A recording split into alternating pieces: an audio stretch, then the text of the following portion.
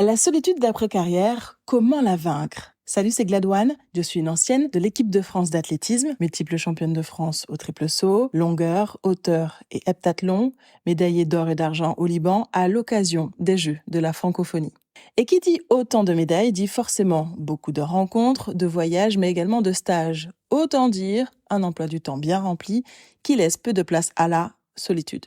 Car un sportif de haut niveau, même s'il pratique un sport individuel, globalement, s'il n'est pas avec quelqu'un durant quelques heures, il ne devrait pas tarder à l'être. Entre le coach, les partenaires d'entraînement, les cours, l'entourage médical, le kiné, par exemple, que l'on voit régulièrement, les potes, bien sûr, et l'entourage familial. On est très souvent en compagnie de quelqu'un quand on est sportif. Pourtant, on peut être entouré de 100 personnes et avoir ce sentiment de solitude, avec cette petite phrase qui tourne en boucle. Je suis pas assez ceci, je suis pas assez cela, je vaux rien, pourquoi on s'intéresserait à moi? Le jour où je vais maigrir, ça ira mieux. Le jour où je vais perdre en musculature, je vais moins impressionner les mecs, donc peut-être qu'ils m'aimeront plus. Lorsque je vais prendre du poids, perdre du poids, il y a toujours une bonne raison, une mauvaise raison. Même si tu pousses pas la réflexion jusque-là, à travers le sentiment de solitude, c'est le manque d'amour en fait que tu ressens. Ce n'est pas un manque d'amour réel, c'est le reflet de tes propres pensées, de ton imagination. Alors c'est quoi la solitude? À l'origine, c'est une pensée qui devient une émotion, un ressenti. Le fait de ressasser sans cesse ces pensées en boucle nous fait souffrir. Et la souffrance, c'est de la douleur constante. La douleur, c'est normal. Face à une situation donnée, ressentir de la douleur, c'est naturel. Par exemple, ton mec, il est parti sans sommation, il est parti avec ta meilleure amie, ton animal de compagnie est mort, ressentir de la douleur, c'est OK. La douleur est désagréable, mais elle est utile. Accepter la douleur, c'est comme pour la colère dont on a parlé dans l'épisode numéro 6, c'est s'accepter dans son entièreté, l'agréable comme le désagréable. Tu seras d'accord avec moi, il est impossible de vivre une vie sans moments désagréables. Donc autant en faire une force. L'inverse serait tellement étrange que ça relèverait sans doute d'une pathologie. Imagine-toi que tu connais quelqu'un qui te dit mon chien préféré est mort, mais en fait je m'en fous. J'ai loupé mon permis, je m'en fous. Ma mère est morte, je m'en fous. J'ai pas réussi mon diplôme, je m'en fous. J'ai investi dans une boîte, une start-up et elle a coulé, mais je m'en fous. Franchement, on va pas se mentir, ce serait tellement bizarre qu'on ne fréquenterait même pas cette personne. Mais on est d'accord pour dire que cette personne aurait un grave problème quand même et que ça relève de la psychiatrie. La douleur, c'est OK. Mais la souffrance, c'est autre chose. C'est s'infliger ses pensées en boucle. Le fait de se répéter ces pensées négatives sur nous-mêmes. Prendre conscience de ces pensées, les identifier, c'est déjà aller de l'avant.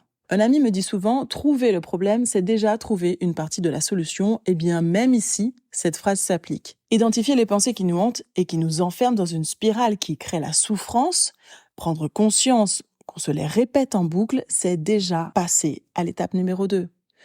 Tu veux te rouler en boule et pleurer? Fais-le. Personne n'est jamais mort parce qu'il a pleuré. Connais-tu la phrase de Freud qui dit « Les émotions non exprimées ne meurent jamais. Elles sont enterrées vivantes et libérées plus tard de façon plus laide. » Je répète, Freud dit « Les émotions non exprimées ne meurent jamais. Elles sont enterrées vivantes et libérées plus tard de façon plus laide. » Alors je t'en conjure, pleure si tu en ressens le besoin. Une émotion, je te l'ai déjà dit, c'est juste un mouvement de ressenti qui va vers l'extérieur. Alors laisse-la sortir, laisse-la aller vers l'extérieur, pleure, vide ton sac et passons à la suite. Ce sont nos pensées qui créent nos émotions, qui créent nos actions, ainsi en découle notre réalité. Nous passons notre temps à vérifier nos croyances. Ce sont bien nos pensées qui créent notre réalité, car nos pensées induisent notre comportement qui lui génère un résultat en conformité avec nos croyances. Alors comment sait-on que nous sommes bien à l'origine de ce sentiment de solitude? Je suis d'accord. On pourrait me dire, attends Vanessa, tu vois bien que je suis seule, c'est pas moi qui invente ce sentiment, j'ai pas d'amis, je suis célibataire depuis tant de temps, franchement, je trouve que t'abuses un peu là. La réponse va pas te plaire. Pourtant elle est claire, parce que c'est tout simplement toi qui choisis la réponse émotionnelle liée à une situation. Je te donne un exemple. Être seul à la maison, c'est factuel. On est d'accord. Être célibataire depuis tant d'années, c'est factuel. On est d'accord. En revanche, face à la même situation, certains réagiront différemment. Certains te diront ouais, être à la maison, franchement, sans émotion, hein, c'est ni agréable ni désagréable. Ouais, je fais ce que j'ai à faire, je rentre, je sors, je nettoie, je fais le ménage. Voilà, il n'y a pas d'émotion. Certains te diront «Oh, je kiffe être seule chez moi. Moi, mon mec, il veut vivre avec moi, j'ai pas envie. J'ai envie de faire la vaisselle quand j'en ai envie, de faire le ménage quand j'ai envie. Je veux faire un marathon Netflix si j'en ai envie en pyjama et j'ai personne qui va me dire comment je dois gérer ma vie. En fait, j'adore vivre seule. J'adore mon mec, hein, mais j'adore vivre seule. Je connais même un couple marié, chacun chez eux. C'est pour vous dire que vraiment, c'est vous qui créez un sentiment sur un constat. Certains diront je n'aime pas être seule chez moi parce que j'ai l'impression d'être vide de l'intérieur. Se sentir seul et isolé sont donc des pensées que l'on ressasse face à une situation posée. Je crois que la pire des solitudes, c'est celle que l'on ressent lorsqu'on n'est pas seul. Il y a du monde autour, mais en fait, on se sent incompris, pas valorisé et pas écouté. L'origine, généralement, vient de l'enfance. Moi, je me souviens d'un traumatisme que j'ai eu enfant, qui n'est pas vraiment lié à la solitude, mais vous allez vite comprendre. Un jour, j'étais invitée avec ma mère chez une de ses copines, et elle avait sans doute dû me proposer, j'étais jeune, hein, je devais avoir maximum 3 ans.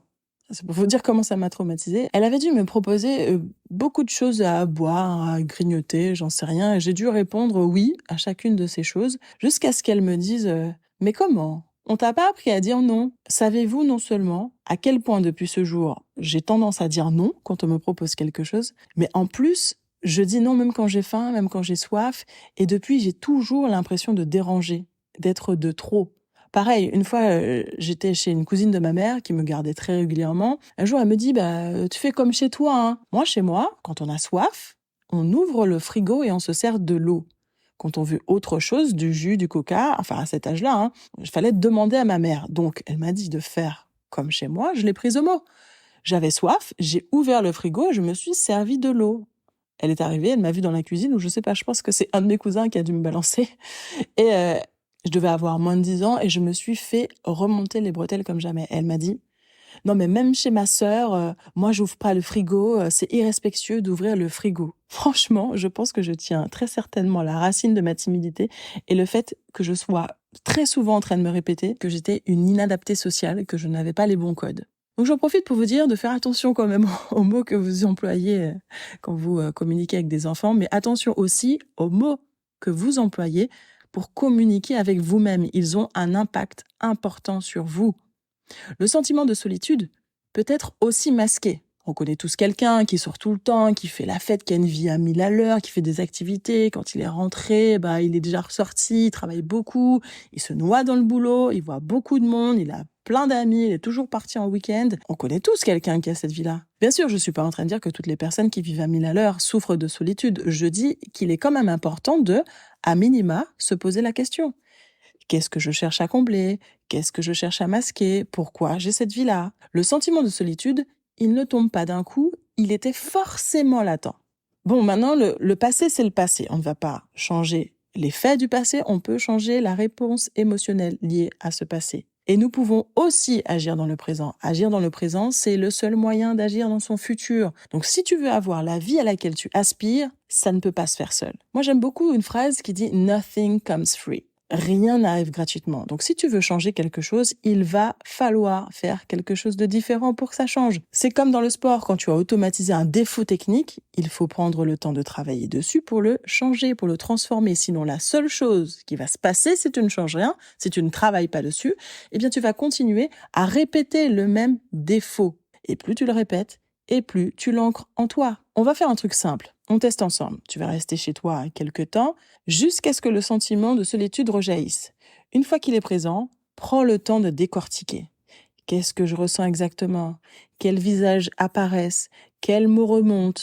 L'angoisse, la honte, je suis soucieux, je suis tourmenté, je suis déprimé, j'ai de la peine. Ok, mais pourquoi, à quoi et à qui je pense exactement? Et dans ces moments-là, tu sais ce que je fais? J'essaie de rester chez moi et je me dis que je vais faire tout ce que je ne prends pas le temps de faire, généralement. Cuisiner un truc que j'adore, me faire livrer, regarder mon film préféré. Pour certains de mes teammates, c'est prendre un bain, par exemple. Et ça, c'est génial parce que tu es là, posé, une petite musique, des bougies, de la lumière en fond. Ça peut être sympathique. La solitude est souvent synonyme d'ennui. Mais sais-tu, quels sont les 2 moments où j'ai le plus de créativité et le plus d'inspiration? Quand je me douche et quand je m'endors. Tu sais, le moment où tu es au calme, tu entends encore ce qui se passe autour de toi, tu es un petit peu lourd et en même temps tu es léger. Souvent, c'est le moment où les idées émergent. Pourquoi dans ces 2 cas? Aujourd'hui, notre cerveau est sursollicité en permanence entre les réseaux sociaux, la télé disponible H24, Netflix, la radio, les podcasts. Même aux toilettes, on ne prend plus le temps d'y aller sans téléphone. Ces 2 moments sont donc les moments où mon cerveau n'est pas sollicité consciemment. La douche est une tâche tellement automatisée que mon cerveau n'a pas besoin d'être très concentré. Pareil lorsque je m'endors, je lâche prise, ce qui lui permet de se libérer de ses barrières et de créer. D'ailleurs, dites-moi si ça vous intéresse de connaître les différents niveaux de conscience de notre cerveau sur les ondes qu'il émet en fonction de notre niveau de conscience. Les ondes bêta, c'est notre niveau de conscience naturel, dit normal. Là, par exemple, très certainement, pendant que je vous parle, mon cerveau est en bêta. Il existe les autres ondes, alpha, theta, delta, gamma, mais nous en reviendrons notamment sur mes réseaux sociaux, si vous le souhaitez. Mais continuons sur le sujet du jour. Lorsque l'on vit son pire moment, quand j'ai plus rien, qu'est-ce qu'il me reste? C'est le moment d'apprendre sur nos ressentis. Pour rappel, une émotion ne dure uniquement que 10 secondes. Donc si elle